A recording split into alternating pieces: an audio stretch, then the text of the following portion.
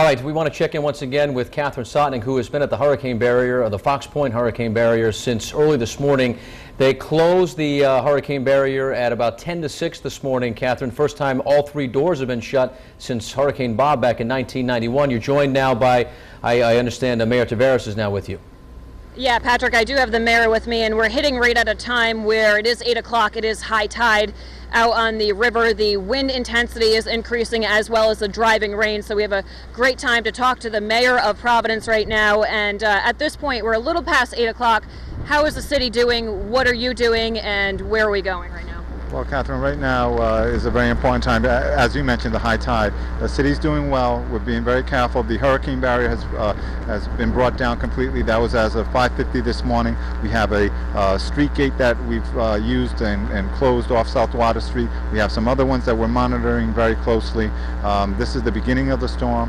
The brunt of the storm will be later this morning and early this afternoon. So we're monitoring everything very closely. Right, and Mayor, we noticed a short time ago, this is now the time where the wind intensity is picking up. We've seen some street signs go flying, some debris go flying. What do you want to let residents know about the dangers associated with a hurricane? Most importantly, that if you don't need to be outside, don't be outside.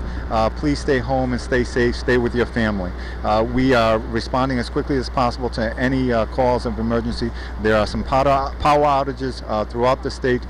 We haven't had any reported in Providence yet, but as the winds pick up, we expect that to happen. Don't go near the power lines. Let us know. National Grid is working with us. We'll do everything we can to get electricity restored as quickly as possible. But if you don't need to be outside, don't come outside. Right. Okay. Well, thank you. I know you're a very busy man today. You're going to different locations, so we'll let you go. Thank you very much, Mayor. I appreciate it. Thank you. And also, as I was saying earlier, we are seeing some debris start flying. I was actually out on South Water Street reporting earlier when some plastic barricades, we'll show you that video right now if we can pull up that video, the plastic barricades started going right down the street. So that was quite a sticky situation. We've seen those street signs coming down. We also, you're going to see in this video, a man, he decided to start walking on the hurricane barrier, which I don't think I recommend. I don't think anyone recommends doing that, especially with the wind gusts that we're seeing. So he decided to get up and walk along the hurricane barrier to check out the water level on the other side. We do have a sound bite, some sound from him.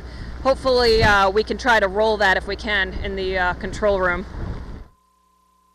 What we're doing is we're going to shut down one of the street gates because it's the closest near the water, which is the South Water Street gate.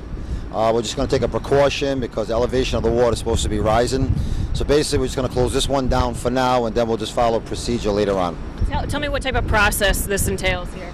You have to open up plates that are in the ground, bring the arms up, and the gates have two large doors.